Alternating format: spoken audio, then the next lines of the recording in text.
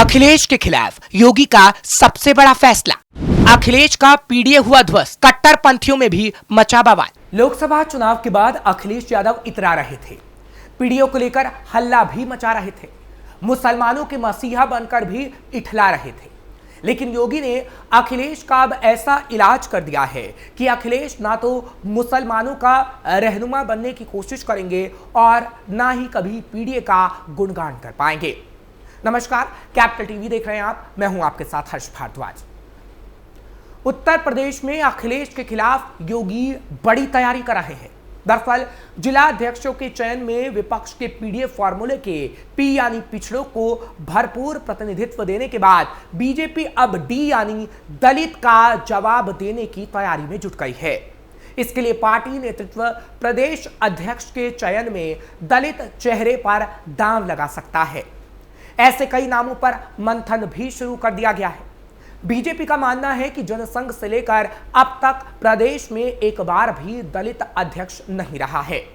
इसलिए पार्टी नया प्रयोग कर विधानसभा चुनाव 2027 के लिए सियासी पिच तैयार करना चाहती है। दरअसल सभी दलों को लगने लगा है कि पिछड़े और दलित वोट बैंक को साधे बिना प्रदेश की सत्ता पाना आसान नहीं है।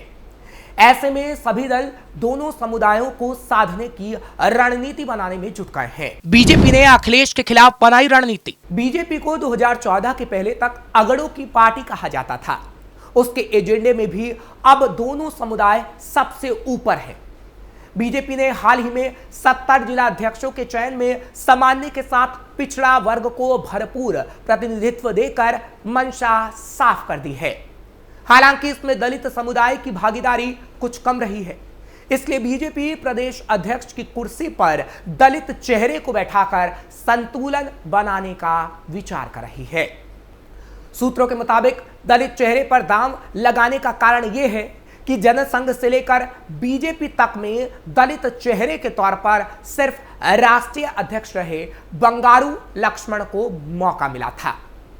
इसलिए पार्टी इस बार यूपी में नया प्रयोग कर दलितों में संदेश देना चाहती है कि बीजेपी में पिछड़ों के साथ दलितों की भी बराबर अहमियत है।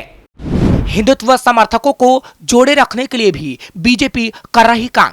दलितों में खटिक वाल्मीकि समाज बीजेपी का कोर वोट बैंक रहा है।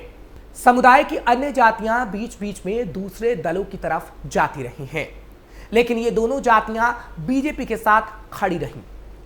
दोनों जातियां हमेशा से हिंदुत्व समर्थक रही हैं। इसलिए बीजेपी के लिए इनको जोड़े रखना काफी जरूरी है। राजनीतिक विशेषज्ञों की माने तो लगातार कमजोर हो रही बसपा को मजबूत करने के लिए मायावती भी दलित वोट बैंक को सहेजने के लिए सक्रिय होती है। उसे देखते हुए भी बीजेपी प्रदेश अध्यक्ष के लिए दलित चेहरे को मौका देकर अपने कोर दलित वोटर को जोड़े रखना चाहती है। आजाद समाज पार्टी के अध्यक्ष चंद्रशेखर भी दलितों के बीच रसूख बनाते दिख रहे हैं। लिहाजा बीजेपी दलित कार्ड चलने पर मंथन कर रही है ताकि अखिलेश और मायावती को पटखनी दी जा सके। अभी फिलहाल यह कहा जा रहा है कि प्रदेश अध्यक्ष पद के लिए कई नामों पर चर्चा चल रही है, लेकिन सूत्रों की माने तो सबसे अधिक चिंतन संघ में स्वयंसेवक की पृष्ठभूमि और संगठन चलाने का अनुभव रखने वाले चेहरों पर हो रहा है। इसमें संघ परिवार की सहमति लेने में भी पार्टी को दिक्कत नहीं आएगी। पीडीए फॉर्मूले को हिंदुत्व से तोड़ेंगे योगी। इस वक्त आप योगी आदित्यनाथ को खास तौर पर देख रहे होंगे कि कैसे वो 2027 को लेकर तैयारी कर रहे हैं। ऐसे में योगी बार बार हिंदुत्व का जिक्र कर रहे हैं, संभल का जिक्र कर रहे हैं। तो क्या ये समझ लिया जाए कि पीडीए की काट योगी का हिंदुत्व है? क्योंकि यूपी के सीएम योगी आदित्यनाथ वैसे तो संभल पर कई बार बोले, लेकिन हाल ही में उन्होंने जो कहा वो बेहद अलग था। उन्होंने विपक्ष की ओर से लगाए गए आरोपों का वेद पुराण और इतिहास के साक्ष्यों से जवाब दिया। संभल पर बात करते हुए योगी आदित्यनाथ ने दुनिया में भगवा लहराने का भी ऐलान कर डाला। सीएम योगी पिछले दिनों राष्ट्रीय स्वयंसेवक संघ के मुखपत्र 5 जन्य द्वारा आयोजित महाकुंभ पर महामंथन कार्यक्रम में शामिल हुए थे। इस दौरान जब संभल के मौजूदा विवाद पर सवाल आया तो सीएम योगी ने वेद पुराणों से लेकर इतिहास के पन्ने पलट डाले। योगी आदित्यनाथ ने कहा था कि आज से 5000 वर्ष पूर्व से 3500 साल पहले हमारे पुराण रचे गए थे।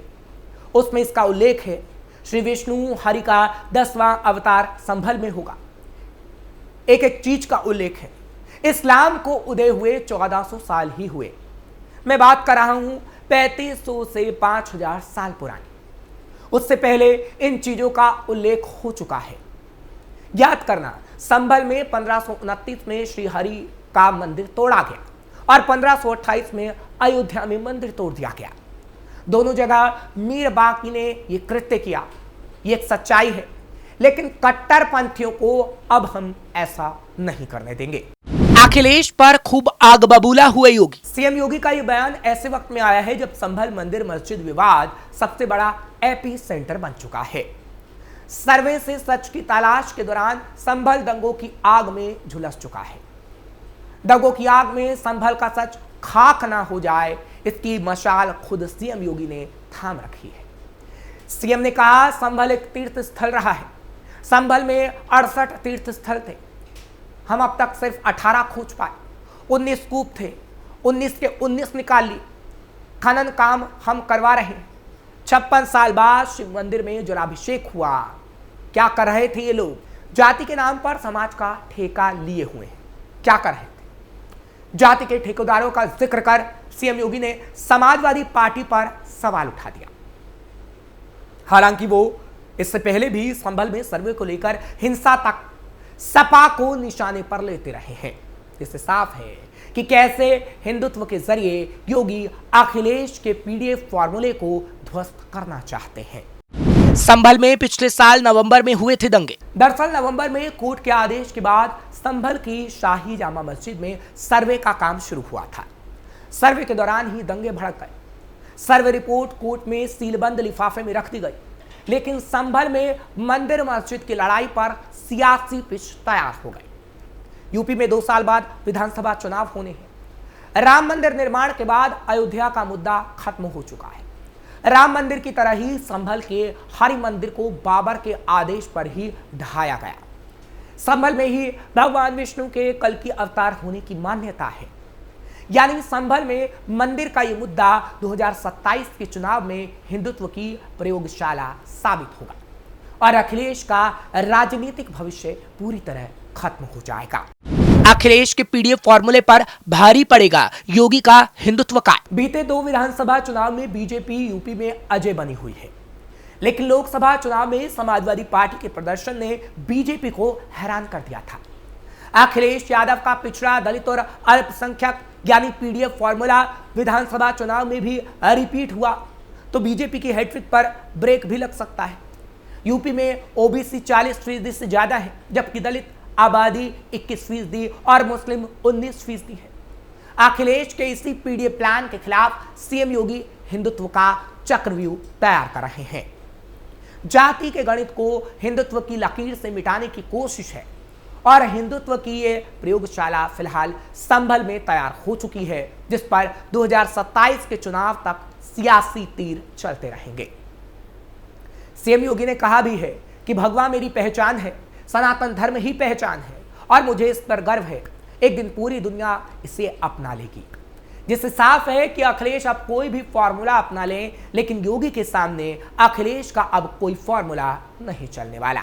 पीडीए को लेकर जुबानी जंग भी हुई तेज। हालांकि सीएम योगी ही नहीं, यूपी में पूरी बीजेपी पार्टी अखिलेश के पीडीए को ध्वस्त करने की तैयारी कर रही है।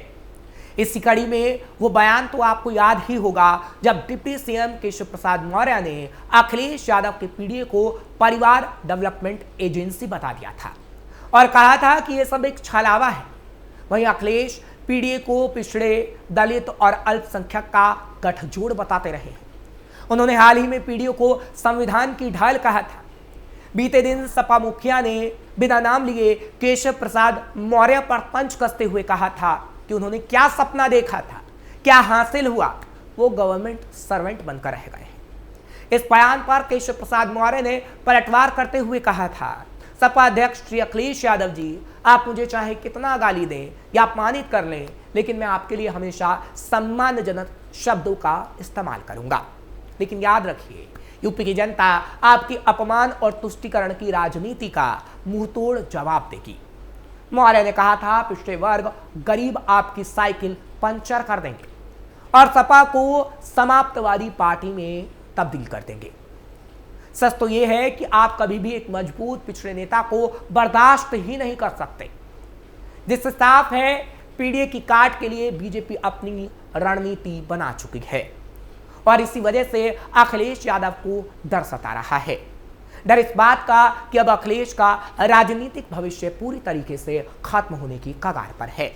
फिलहाल आपको ये खबर कैसी लगी कमेंट सेक्शन में जरूर बताएं। खबर को लाइक शेयर करें, कैपिटल टीवी को सब्सक्राइब जरूर करें।